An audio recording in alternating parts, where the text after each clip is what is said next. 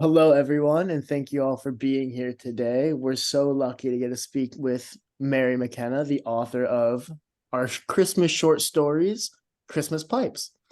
And just first and foremost, I was such a fan of the story itself, like all five of them. I found each one really sucked me in an entirely different way, and it was kind of the perfect Christmas, like the perfect stories to just kind of get lost in while you're by the fire. It really hit that cozy, have a cup of tea Christmas vibe, and it was everything that I needed. But yeah, like the sleigh crash of 74, it made me think of the movie Elf, and it was just from there I was so sucked in. But yeah, really hats off to you. I'm so grateful to get to have you here today. Thanks, Ryan. Thank you. So, would you guys like to start by talking about the book as a whole, or do you want to go through each story on its own? I have individual thoughts on each story and like little things that I'd like to ask and talk to Mary about. Ooh, But I'm when you go. I was gonna say I'm kind of biased. I want to talk about each story individually first. Okay, we can do that. Sorry, So Steve. the sleigh crash of, is it 74, 76? It's been a couple of weeks at least now since I've read it. Regardless of the year, the first thing that came to mind for me was air crash investigations when I was reading it. Uh, and I don't know how familiar you are with the is it the North American radar, sort of like the anti-nuclear defense in America? They do a follow Santa Claus on his sleigh every NORAD, year. yeah. Yeah, NORAD's Yeah, great. NORAD do it. And it reminded me of that a little bit as well. So I wanted to know like how much of that went into it, where did it come from? Well, I mean, obviously that's part of it. I am American. I've known the NORAD story as long as forever. That's always been a thing. Um, but the story actually came about because I was watching a Disney special with my son. You have to understand, this was during COVID, and he was Hmm. off from school because his classmates had gotten sick. So they'd had to quarantine everybody. And it was September, and I had a deadline on this story. And I said, kiddo, I've got nothing on Christmas. You want to watch a Disney Christmas special? So we start watching it, and it's Pluto meeting reindeer and all sorts of weird stuff because it's Disney. And Hmm. just this idea of what happened. The reindeer are talking about crashes. What does a crash look like for Santa? And then I made the joke from the archivist about the wrapping paper, because wrapping paper had just gone up in price and stuff. And it was just a chance to be a little silly then. Hmm. No, I really loved the like more technical aspects to it. It's not something that you see too often as the miracles of Christmas interspliced with like aircraft terminology and stuff. It It's was a sleigh it dog, ties. actually. I don't know much about aircraft, but I have read about sleigh dogs. So a whole bunch of the terminology is like about being the wheel and the lead and stuff. Mhm. That's sled dogs. Just assume it would work similarly. That's so interesting because I was gonna follow up with I loved the interaction between the reindeers themselves. So was that Mhm. also inspired by like watching a video on how sled dogs interact, or just a bit of personal A little bit of both. Call of the Wild by Jack London. Mm. You get a lot. It's about how a civilized dog becomes a sled dog, and you get a Mhm. lot of interaction between the different dog personalities. And I kind of took that idea that each would have their personality and their spot on the team, and I it's a really group. like that. See and this will come up. I'm going to end up saying this probably 5 times once for each story. Was that if you took the Christmas element out of it, it would still be a really great story. Like this could have been about like a crash, like a sled crash or something. Like it could have been about anything, and it would have been great fun to read anyway. But the Christmas theming made it wonderful, especially at the time of year that I read it at. And how did you come up with the personalities then for each of the reindeer? Did you just like assign them at random, or do you have like an idea in your mind of what each of the reindeer are like?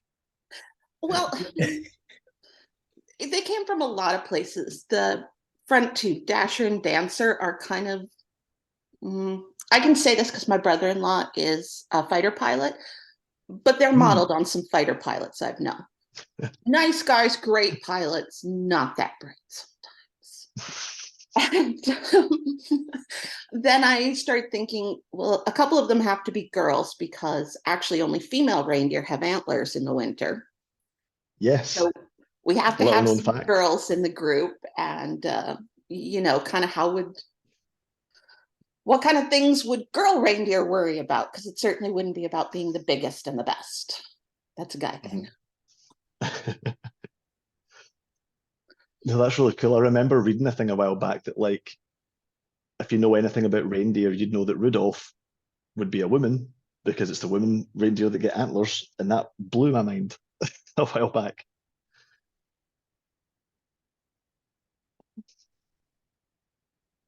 But I think it's one of those things where it's really cool to see where that came from, because for me, I was reading this, and one of the things that I used to always do with my mom was watch the 25 Days Till Christmas with the little drummer boy and all of that. And my interpretation of the reindeers are those little ones that they have there. Like Rudolph for me looks a very specific way because it's how that weird claymation, like I don't want to call it claymation because I've skipped it the past couple of years, but that was such a big, like, my most of my Christmas lore comes from those, and it was really cool to see because I'm sitting there thinking how they would all interact and seeing it all play out in this with it was NORAD and what do you call it, Elfnet? Elfnet. I don't know what that stands for. I'm sure if I had a long time, I could come up with a fake meaning for it.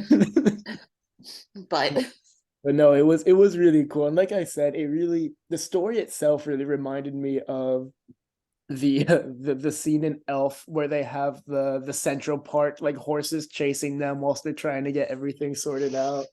But like Steve said, like, outside of a Christmas environment, this would still be a really, really cool story. And it's cool to think about all these different elements playing into a Christmas story itself. Because, you think of Christmas, you think of joy, you think of family, you think of togetherness. You don't think of what's going wrong, but there are things going wrong all of the time, and we just try to brush it under the rug. So it was really cool to see that interpretation of it as well. I also have to ask if Mary is familiar with the Artemis Fowl books. I have not read them. I think you'd love them. It's the elves in it. It's like an Irish millionaire genius child prodigy or whatever makes a deal with fairies. So it's got, I know you like your fairy things, so it's got some of that in it, but the fairies have got like super advanced technology, which this reminded me of somewhat, but I was getting echoes of that and I wondered if you were a fan. No, haven't read them. I was a little too old to read them when they first came out. So, but now I'm a grown up and I can go back and read them. And then, so I don't want to spend too long on one story because we've never had to do this before. We've never really had like an anthology to go through or anything. So the next one then is Angels We Have Heard. That one might be my favorite. I'm gonna let Ryan take this one. Yeah, sorry, Steve. That one might be my favorite. What was it with Livia and what's his name? I'm reading through the book now. Gabe. It's just that idea of following up with tradition, but at the same time, like, sometimes tradition dies, but keeping it alive, on one hand for the sake of keeping it alive, but on the other hand, because it does pay off. Like, there's a reason why traditions are traditions.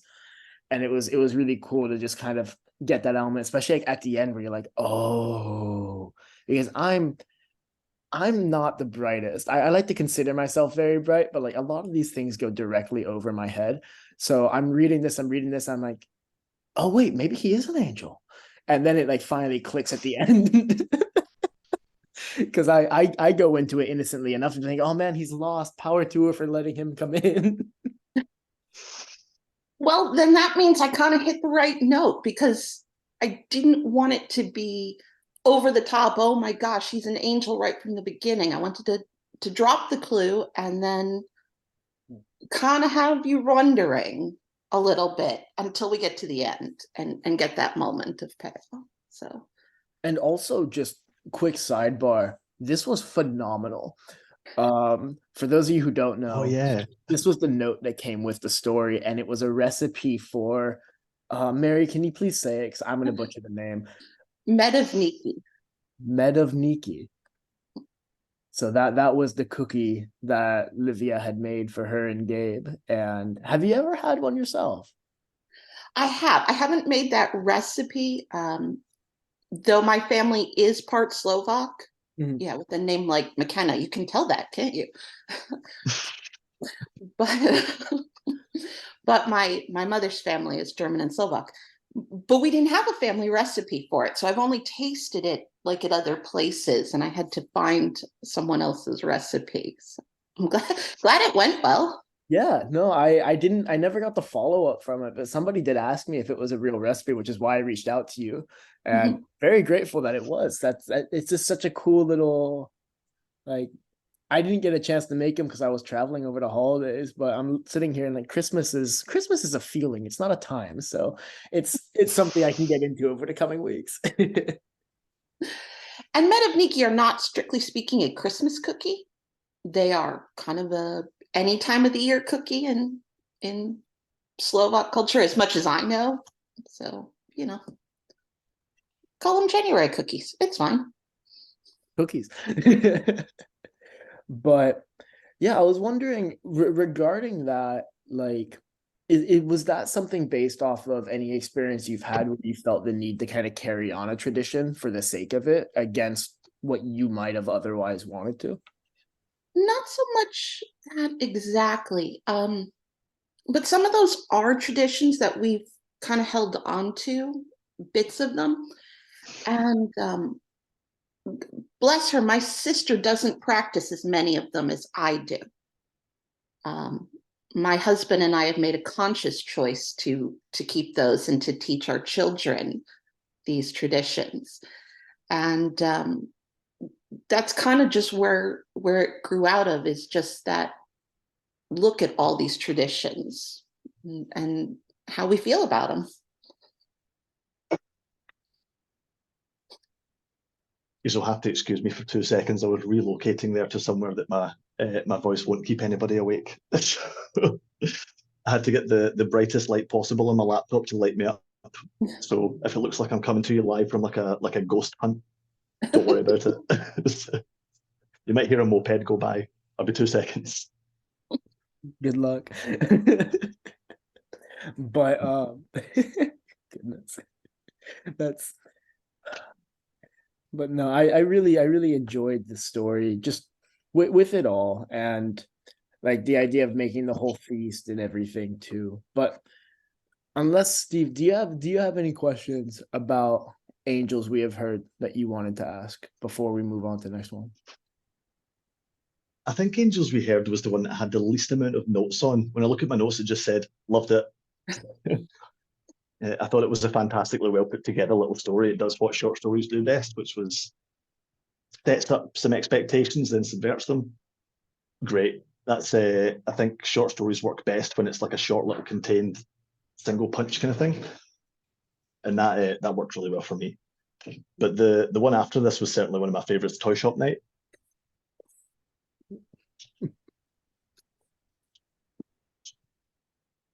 Which I'll talk about in a quick little second.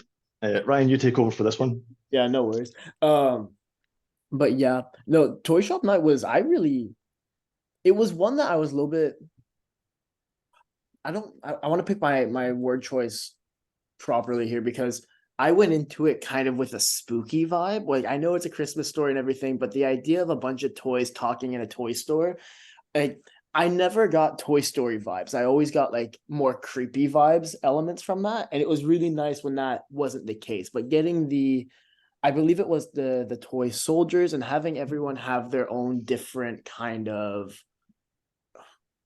way of life within the shop, and everybody's goal is to get essentially adopted.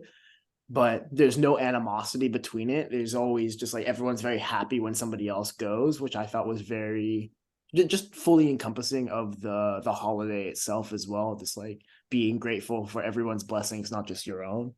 Mhm. And I was gonna ask, have you had any experiences with talking toys before, or? Not that I can verify, but I will say that there have been a lot of stories about talking toys. I mean, for young people, they will think of Toy Story, but my first experience with that concept in a book was actually A Little Princess, Frances Hodgson Burnett's story from, I don't know, like 1912 or whatever, in which the main character believes her doll moves around and does all these things. So the story, I wanted it to just fit in with that kind of whole tradition, not just Toy Story, but all the older stuff that came before it. It's also the story, for what it's worth, that has the most callbacks to other things, I guess you could say, or Easter eggs, because there's a lot of little hidden things in there. No, I that really loved how it was all quite old school toys. If that makes sense, I think those old school toys have got so much character and they're all quite ubiquitous. You know, like everyone knows what army men are like. Everyone knows all these little toys that you're getting, the dolls and everything. Obviously, when I made my notes on this, I wrote Toy Story in capital letters because that was also mine. But I think my first experience with this kind of story would have been like the Indian in the cupboard or something was like that. my Were a long time ago though, exactly. which were great stories. I didn't know they'd made sequels until I was an adult, and the sequels got weird, man. But it was a great series, and it reminded me of this a little bit with all the toys doing their thing. But also, it's again the kind of lovely, like, I don't want to say bittersweet. It's more sweet than bittersweet, but the endings of the little short stories really nailed it for me. That's where I think that there was a lot of emotion in very few number of pages, which Yeah. is really difficult to pull off. It's really hard to make me care about a character in like what 10, 12 pages or something. And it very much like it carried forward through all the stories, like with the last one, the angel, like with Gabe turning into, like, you feel that, and then with the sleigh, the crash, like it's all.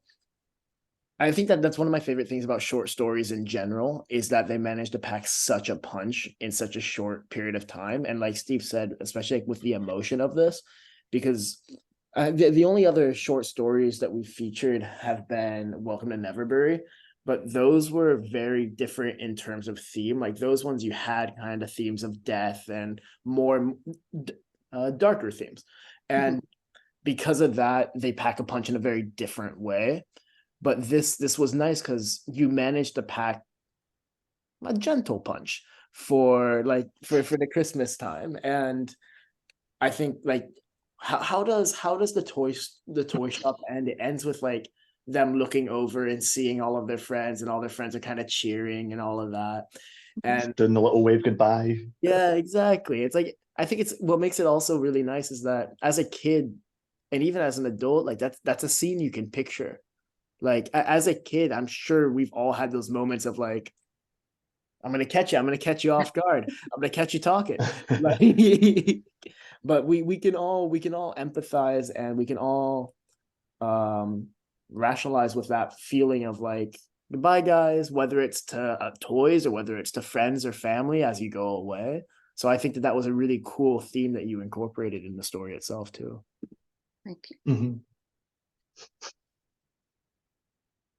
The next one, Rules, is the one that I think I want to talk about the most, because it's about like, I guess it's about the magic of Christmas, but it's about magic first and foremost. Yes. And people like to talk about magic systems and stuff. So I've got my own little story about this. But first of all, Mary, you tell us what went into Rules and where did that come from? I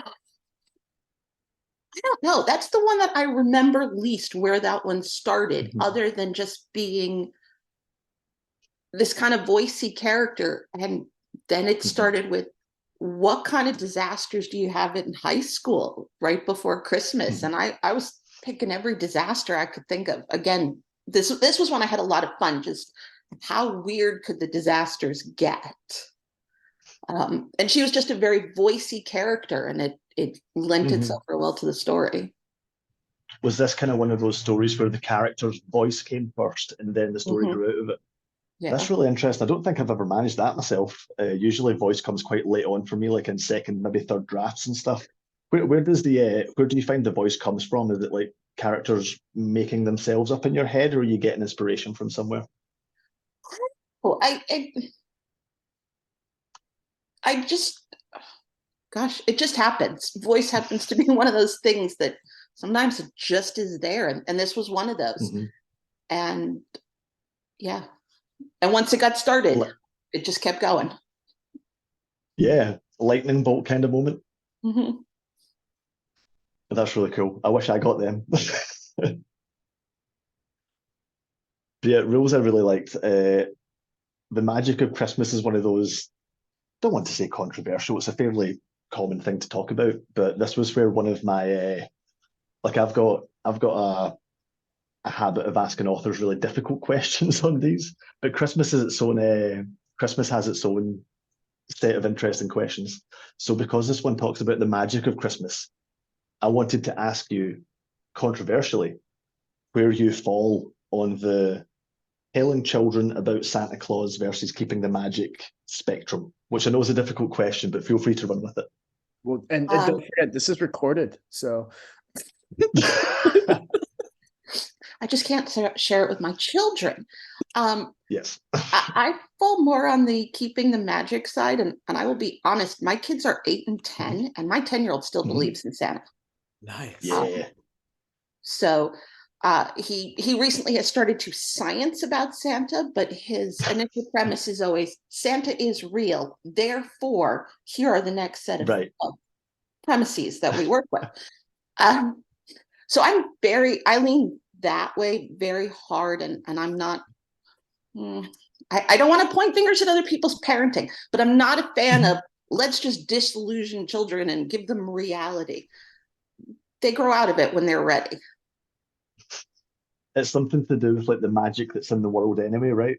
I remember so I've got two older sisters who are like a fair bit older than me, 6 and 7 years older than me.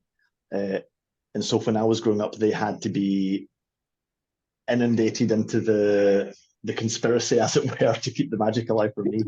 But before I was on the scene, one of my sisters had asked my mum and dad, she'd written in the letter to Santa Claus that year. You know, you write your letter to Santa Claus every year. She'd written in it, basically like asking Santa, are you real or not? Because there's people at my school saying this, and I hear this from people and stuff. And she was doing the same, trying to come up with like the science behind it and stuff. And like she had all these questions. And my dad, in his best handwriting, wrote a letter back to leave with the milk and the cookies and everything. Well, it was always whiskey for my dad that we left out for Santa Claus in Scotland. And Santa Claus wrote a little letter back saying, it was something like, my dad loves poetry. It was something brilliant, like, as long as there is love in your heart and magic in the world, there will always be a Santa Claus, or something like that. And now that my sister has kids, she was like, I am stealing that the second that they start asking questions. And they're just getting to that age as well now. They're like, her youngest is 11 and is starting to ask funny questions like that. I was like, pull out the poetry, get it back out again. Yeah, I don't know. Yeah, I think I'd agree with Mary. Yeah, I think both of you have it very well said. Like Mary, I didn't very much identify with the whole, you know, when they're ready, they'll grow out of it. Like let kids be innocent. I think especially with the state of affairs, and it's almost impossible to just like have a childhood at this point. So just let them be.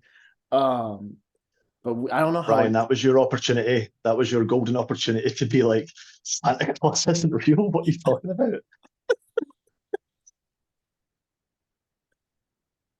It was. I missed it. I was gonna say though. First, you have to define. I don't know how. I don't know. Spoilers.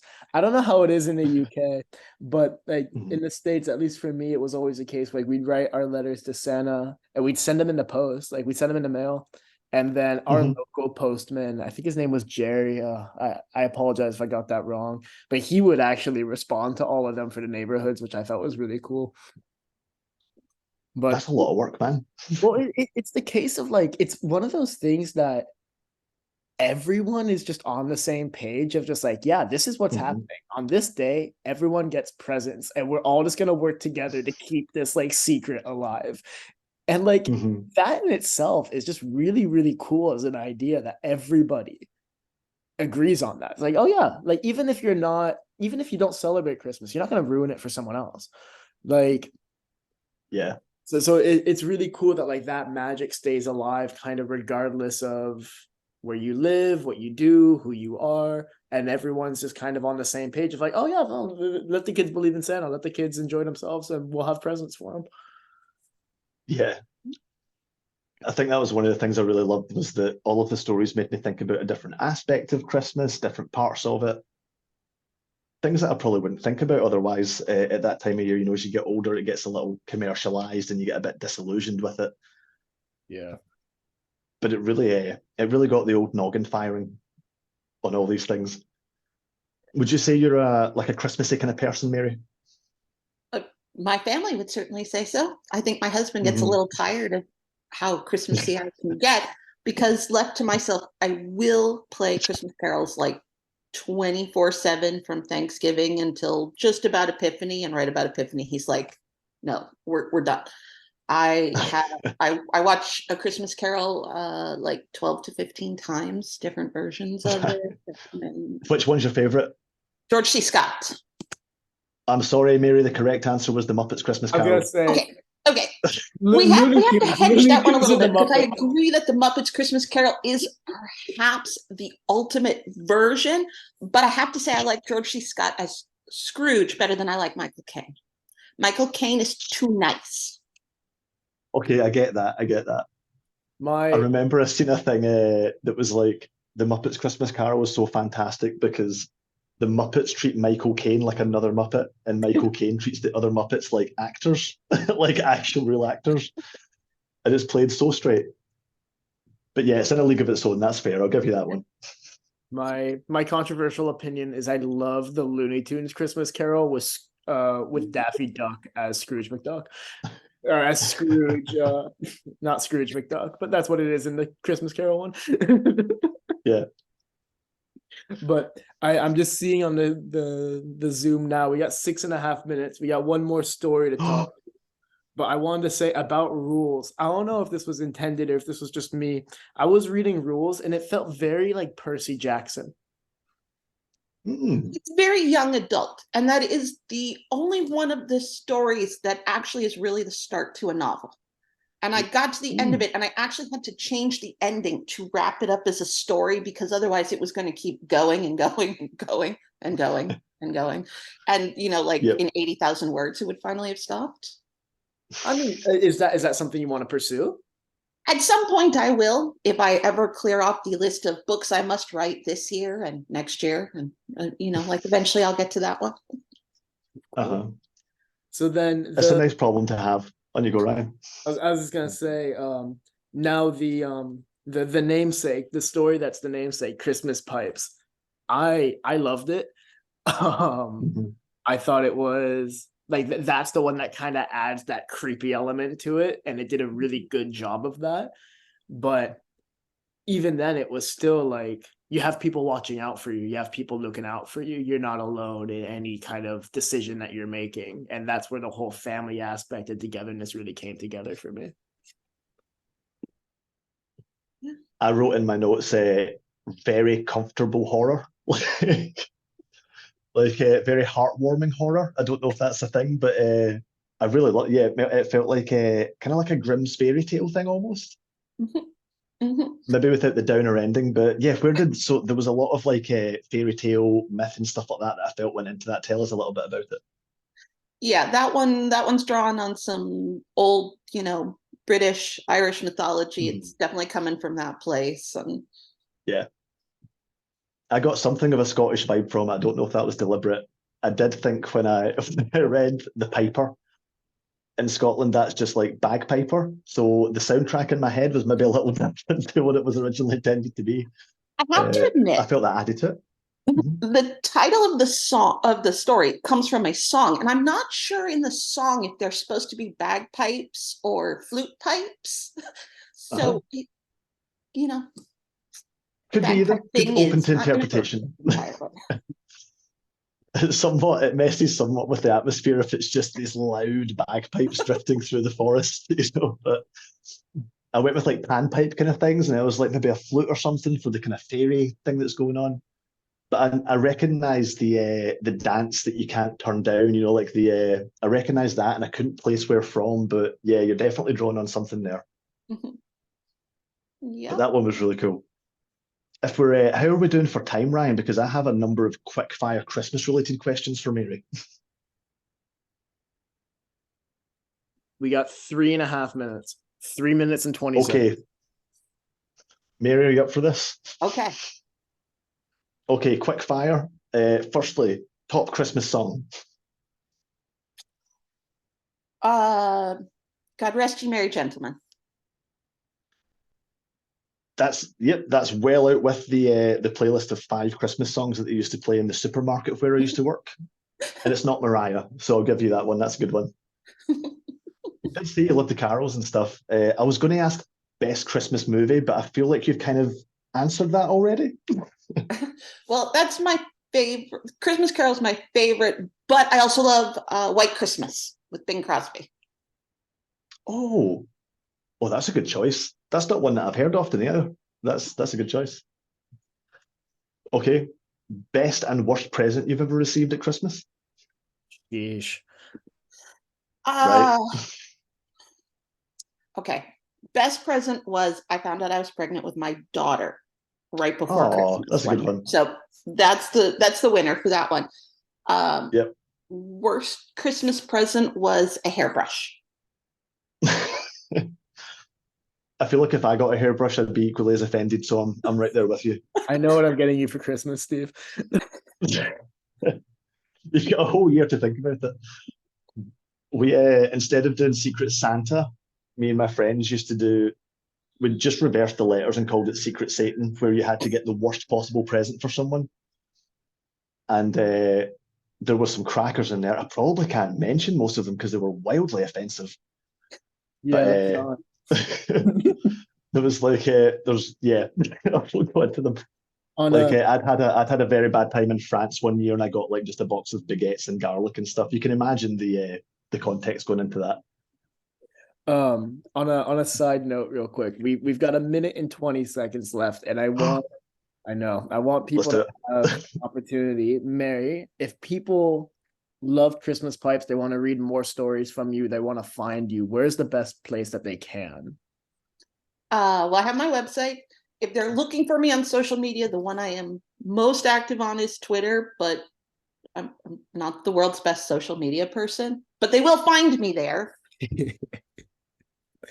Amazing. And because you have a couple other stories out. So have you written, all right, we got like 30 seconds, but have you written anything similar to Christmas pipes? I have another Christmas story that you will find that was in Pulp House and is in a Pulp House anthology as well. And it's a similar kind of whimsical Christmas thing.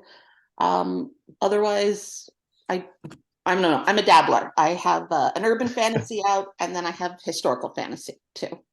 Fantastic. Well, thank you again so much. That's time. That's time, folks. If you haven't already, Christmas Pipes, Mary McKenna, thank you so much again. And thank you, Mary. Soon. Take care, guys. Merry Christmas. Merry Christmas. Merry Christmas.